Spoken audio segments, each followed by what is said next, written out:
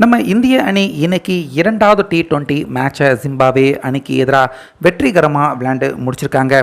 முக்கியமாக நம்ம சிஎஸ்கே அணியின் கேப்டனான ருத்ராஜ் கைக்வாத் இன்னைக்கு ஜிம்பாப்வே அணிக்கு எதிராக அவர் ருத்ர தாண்டவம் ஆடியிருக்காரு அப்படின்னே சொல்லலாம்.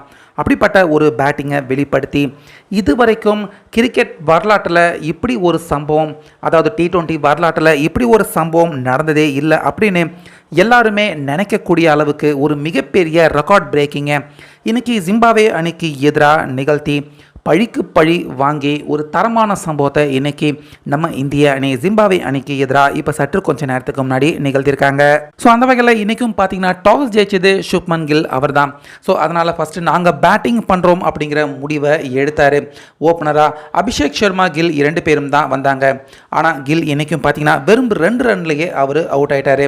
அதே போல் அடுத்ததாக வந்த ருத்ராஜ், அபிஷேக் சர்மா 2 பேருமே கிட்டத்தட்ட பவர் பிளே முடிகிற வரைக்கும் ஒரு மாதிரியான தடுமாற்றமான பேட்டிங்கை வெளிப்படுத்தினாங்க. எங்கள் ஒரு 150 160 தான் வரும் ஸ்கோர் அப்படின்னு தான் இருந்துச்சு. ஆனால் 2 பேருக்குமே ஒரு லைஃப் கிடைக்க அதுக்கப்புறமா அபிஷேக் சர்மா டாப் கியரில் பேட்டிங் பண்ணார் அப்படின்னு தான் சொல்லணும். 8 சிக்ஸர் 7 பவுண்டரிகள் அடித்து 46 பந்திலேயே அவருடைய செஞ்சுரியை இன்னைக்கு அபிஷேக் சர்மா கன்வெர்ட் பண்ணார்.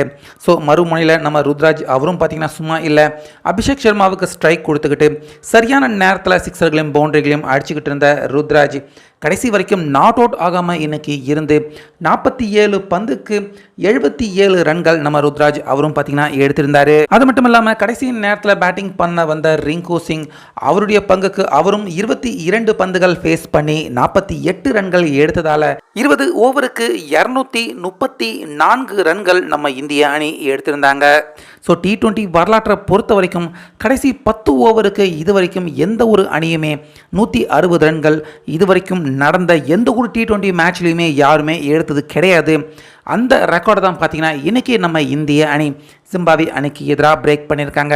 அது மட்டும் இல்லாமல் வெளிநாட்டில் நம்ம இந்திய அணி முதலாவது பேட்டிங் செஞ்சு இவ்வளோ பெரிய ஒரு ஸ்கோர் எடுத்திருக்காங்க அப்படின்னு கேட்டால் அதுவும் பார்த்தீங்கன்னா முதலாவது முறை தான். இதுக்கு முன்னாடி வெஸ்ட் இண்டீஸ் அணிக்கு எதிராக எடுத்திருக்காங்க, ஆனால் அது 2வது பேட்டிங். முதலாவது பேட்டிங் செஞ்சு இவ்வளோ பெரிய ஸ்கோர், அதுவும் அவே கண்ட்ரியில் நம்ம இந்தியா எடுத்திருக்காங்கன்னா இதுதான் முதலாவது முறை. அப்படிப்பட்ட ரெக்கார்டை இன்னைக்கு நம்ம இந்திய அணி ஜிம்பாப்வே அணிக்கு எதிராக நிகழ்த்தி அடுத்து 2வதாக பேட்டிங் பண்ண வந்த ஜிம்பாப்வே அணி ஆரம்பத்தில் இருந்தே ரொம்ப தடுமாற்றமான பேட்டிங்கை வெளிப்படுத்தினாங்க. போட்டுன்னு விக்கெட்டுகளை இழந்துக்கிட்டு இருந்தாங்க. ஸோ நம்ம இந்திய அணி பக்கம் இன்னைக்கு 4 மெயின் பவுலர்களோடு தான் களம் இறங்கினாங்க. ஆனாலுமே நம்ம ருத்ராஜ் பக்கபலமாக இருந்து கடைசி வரைக்கும் அவர் அடித்து கொடுத்த அந்த மிகப்பெரிய பிக் ஸ்கோர், அதே போல் அபிஷேக் சர்மா இவங்களுடைய அற்புதமான இன்னிங்ஸால் இன்னைக்கு பழிக்கு பழி வாங்கி ஜிம்பாப்வே அணியை நம்ம இந்திய அணி 2வது T20 மேட்ச்சில் தற்போது வீழ்த்தியிருக்காங்க. இதை பற்றி உங்கள் கருத்தை சொல்லுங்கள்.